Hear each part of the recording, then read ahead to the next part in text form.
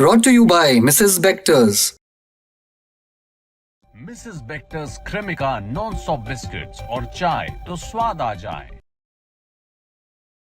ये पूर्व केंद्रीय मंत्री अश्विनी चौबे के बेटे अरिजीत चौबे हैं। बिहार के भागलपुर से बीजेपी से टिकट मांग रहे थे, दावेदार भी खुद को मान रहे थे वो, लेकिन जो शीर्ष नेतृत्व है उन्होंने टिकट दिया रोहित पांडे को। तो ऐसे में अरिजीत चौबे ने बगावत कर दी और निर्दलीय चुनाव लड़ने का फैसला लिया था।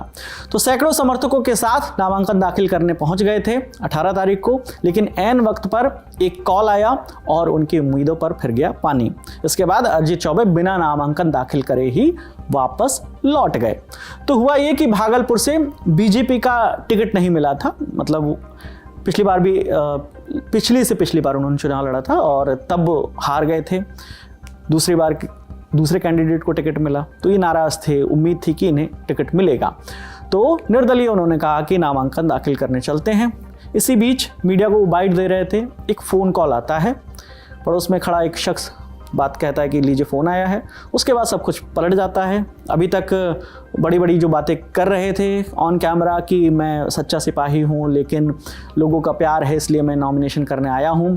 तो जैसे ही ये फ़ोन आता है, फ़ोन कटता है, उसके बाद जो है वो उनकी जो है बोली भाषा सब बदल जाती है।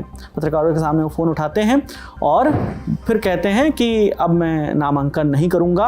और मेरे पिता का फ़ोन आया था, पिता यानी अश्विनी चौबे जो केंद्र में मंत्री भी रह चुके थे।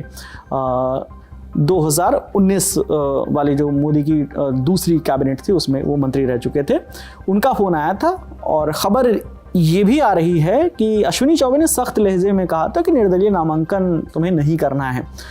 इसके बाद ही उन्होंने क्या कहा वो आपको हम सुनवाते हैं। ये जो अंतर्द्वंद चल रहा है कार्यकर्ताओं के बीच में, एक भारतीय जनता पार्टी का कार्यकर्ता कभी बागी नहीं हो सकता, वो कभी भी अपने समाज से, अपने दल से, अपने राष्ट्र से कभी भी वो संधि विच्छेद नहीं कर सकता है।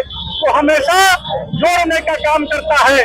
मैं कार्यकर्ता की भांति बहुत वेदना लिए हुए और आप सबों के सामने क्षमा मांगते हुए मैं तो जनता के साथ यहाँ पर नॉमिनेशन करने आया था, लेकिन हमारे शीर्ष नेतृत्व का जो अधिकार मुझ पर है, उनका जो मेरे ऊपर अधिकार रहा है, और आज मेरे पिताजी ने और मेरी माताजी ने मुझसे अभी मैं पिछले 3 दिनों से संपर्क में नहीं, अभी उनका संपर्क हुआ है और शीर्ष नेतृत्व का ये मुझसे डायरेक्ट कहना हुआ कि आप अपने दल में हो और आप अपने दल के साथ भागलपुर के जीत के लिए यश की प्राप्ति करो। तो 16 अक्टूबर को बीजेपी की लिस्ट आई थी जिसमें पार्टी ने रोहित पांडे को फिर से उम्मीदवार बनाया था। तो इस वजह से टिकट नहीं मिला तो अरिजीत चौबे जो है उन्होंने निर्दलीय चुनाव लड़ने का फैसला किया था। अब आपको भागलपुर विधानसभा सीट का जो है गुणा गणित भी बता देते हैं।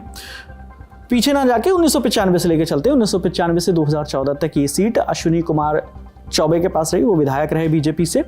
2014 में वो लोकसभा का चुनाव लड़ने के लिए बक्सर पहुंचे तो ये सीट खाली हो गई थी, विधानसभा की सीट उनकी, और वो बक्सर से चुनाव लड़कर सांसद बने और केंद्र में सांसद रहे। तो सीट खाली हुई तो इस पर उपचुनाव हुए 2014 में, और उपचुनाव हुए तो कांग्रेस की ओर से कैंडिडेट खड़े हुए अजीत शर्मा, वो जीते। फिर 2015 और 2022 के विधानसभा चुनाव में भी उन्होंने ही जीत हासिल की थी। अजीत शर्मा ने 2015 का जो विधानसभा चुनाव हुआ था तब अश्विनी कुमार चौबे के बेटे अरिजीत चौबे को टिकट मिला था, तब उन्हें 10,000 वोटों के अंतर से हराया था। फिर 2020 का जो चुनाव हुआ था तब रोहित पांडे जो अभी भी इस बार उम्मीदवार हैं बीजेपी के, उन्हें 1113 वोटों के अंतर से हराया था। और दिलचस्प बात यह है कि उस साल इस सीट पर 1100 के आसपास नोटा को वोट गए थे, तो मार्जिन बहुत ही कम था, 10-15 वोटों का ही सिर्फ मार्जिन रह गया था। तो इस बार एनडीए की ओर से रोहित पांडे को दोबारा मैदान में उतारा गया है। ये सीट बीजेपी के खाते में आई है और महागठबंधन में ये सीट कांग्रेस के पास है, तो कांग्रेस ने मौजूदा विधायक अजीत शर्मा को उतारा है। वहीं जनसुराज ने एडवोकेट अभयकांत झा को उतारा है। अभयकांत झा भागलपुर दंगों में जो मुस्लिम पक्ष था उनका केस लड़कर चर्चा में आए थे।